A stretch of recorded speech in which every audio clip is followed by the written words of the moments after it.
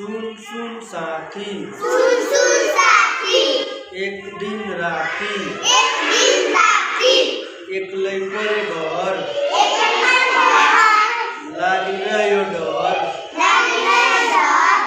ढुक ढुक गर्छ छाती कुकुर छ साथी पराई देखे भुक्छ कति धेरै जाति बाबा आमा बाबा छैन कोही खबर खानाली आउनुभयो साँझ अबेर